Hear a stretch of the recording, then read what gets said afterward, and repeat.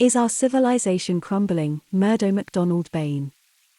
A man's ways seem all right to himself, but the Eternal has the verdict on his life. Proverbs 16:2. Truth is not created in man's mind. What is created in the mind is but an idea of truth according to man's conditioning. What the individual does is to create a civilization that dominates him. It is the self that causes all the misery in the world. Is it not the self that has ambitions to attract social distinction and accumulate power? The individual has his own social distinctions which result in ruthless competition in every way of life. Do we not divide ourselves into groups with social standards which only bring sorrow and conflict, without understanding, so the rot sets in? As long as we hold on to our separate groups, our divisions, we will fail to build a lasting civilization. When civilization is built upon the false foundation of division, it cannot last, it must decay and pass away. Have we not seen similar civilizations come and go for that very reason? And is not ours fast crumbling about us at this very hour? There is a solid foundation based upon unity, not so-called unity which we speak about, for that is merely an escape from seeing why we are not united.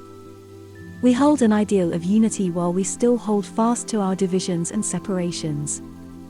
We refuse to give up our creeds and nationalities, our political differences, because we will not discern the falseness of them all. They are but the expression of our own conditioning in which we are bound.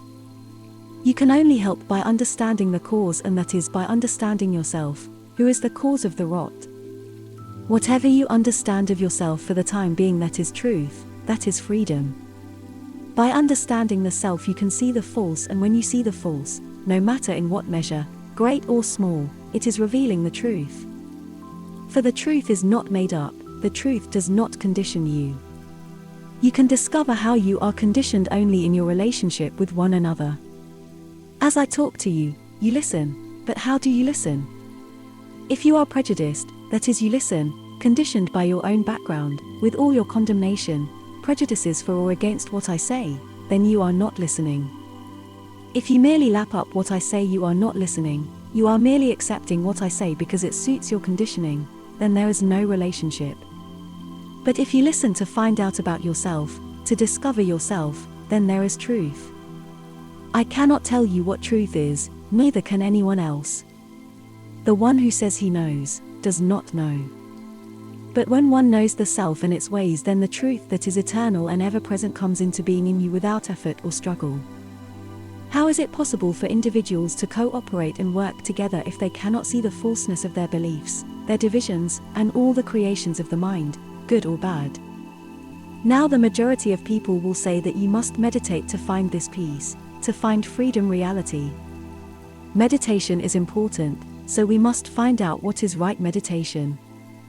If we do not know what is right meditation, there is no self-knowledge, and without knowing yourself, meditation has no meaning. To sit in a corner or walk about in the garden and try to meditate on unity has no meaning. Unity will merely be to you an idea. But there can be no transformation of the self through an idea. You are merely concentrating on an idea, which is exclusion, and exclusion is not freedom. As long as we retain our conceptions of individuality with its selfishness, there can be no release from the conflict, either in or out. Right meditation is first to find out what the false things are. We must also find out what we call meditation. Are you trying to quieten your mind through concentration? This is generally mistaken for meditation. Do you repeat certain phrases in the hope that you will acquire meditation? This is just a form of self-hypnosis. It is merely a trick of the mind in which there is no understanding. Meditation is not devotion to an idea, because things of the mind are idolatrous. The worship of an idol or statue is idolatrous and silly superstition. In fact, all things of the mind are idolatrous. To be devoted to an idea, a picture, is not meditation, it is merely an escape from oneself. It is perhaps a comforting escape, but it is still an escape without understanding. Are we not spiritual slaves? We have followed, imitated, set up authorities while tradition, beliefs, divisions in society, in nationalities, have bound the mind. In thought and emotion the individual has merely conformed, while in his world of action he has built for himself a false security, and in pursuing his own security he has no security. Most people are constantly striving to become virtuous through discipline, but this is not meditation. They are caught up in the process which denies understanding. They struggle with the belief in sin which has no existence outside themselves. God is not sinful, man alone is caught up in his own sin created within himself. In seeking freedom self-knowledge we cannot be enclosed by belief, nor hedged by an organized religion or society. When we see that self-knowledge is the beginning of meditation, the problem becomes extremely interesting and vital.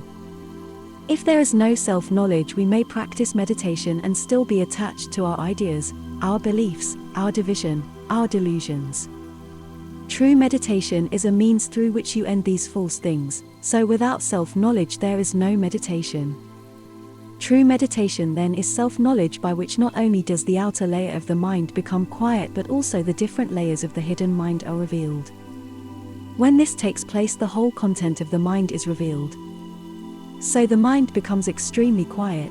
The mind is not made quiet, nor is it compelled to be quiet, but there is a silence that really comes into being and is not named. But this silence is not a Christian silence, or a Hindu silence, or a Jewish silence. For if you can follow a path, your mind will never be silent.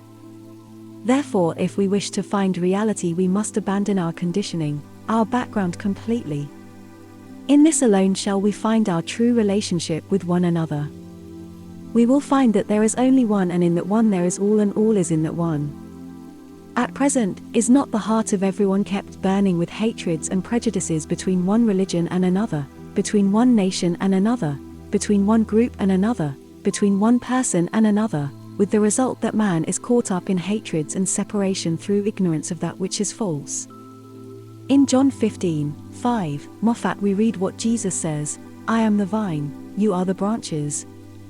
He who remains in me, as I in him, bears rich fruit, because apart from me you can do nothing." Here we see what Jesus meant. Only upon the true foundation of the one life can we bear rich fruit. I am the true vine. Not only does one nation hang upon the vine, but all branches, all nations, all people, draw their life from it. Nothing can exist apart from the one life. All existence comes from the one tree of life, which is our salvation. Therefore we must see how security cannot be built upon division, why one group fights against another group. We will see why the present structure crumbles, and all our achievements without understanding are but empty heights in a human progress in which we find no happiness. It is inevitable that this structure will crumble because it is not built upon the truth of the one in all and all in one. Then a new structure will arise based upon reality through self-knowledge, with a universal basis and not a political one. We cannot have affection for one another when we live in separation, in perpetuating our separate religions, our separate nationalities, our separate ideals, which create antagonisms and which lead to war, destruction, and misery. Transformation and salvation must surely come only with self-knowledge and not with ideas. Therefore it is necessary to understand oneself before we can bring about transformation inwardly and outwardly. We must become conscious of the presence which is never antagonistic to itself in any individual, nor is it in opposition to itself in any individual or group. We must discern how and why we have been caught up in race thought, in nationalities, in creeds, in politics, disease, ignorance and death. We will see how we have permitted these falsities to rule us, and how we have been incapable of thinking for ourselves. We merely imitated and followed, led to destruction and not to freedom. What applies to the individual applies to civilization. They are one and the same. What the individual is, so is civilization. Our true happiness is built only upon the presence that is ever present and eternal, and not upon ideas, imitations, conformity or tradition, which is perpetuating the misery of our civilization and which is the essence of its decay. Mark 3:24-26, Moffat, if a realm is divided against itself, that realm cannot stand. If a household is divided against itself, that household cannot stand. And if Satan, of the self, has risen against himself and is divided, he cannot stand, he comes to an end. Benediction. O Eternal One, Thou alone art the foundation of our living. In my ignorance I held an ideal while unaware of my conditioning, so my conflict remained. My meditation on Thee was an illusion, for I did not know myself. But when I understood myself, my mind revealed all that I had created therein, and my conflict ceased. In the cessation of turmoil the quiet of Thy eternal peace was reached, and there Thou didst reveal Thyself to me as one and one only. Then I knew how false was all that separated me from my brother and Thee, O Eternal One. My peace and my love remain with You. Yours very sincerely, Murdo MacDonald-Bayne.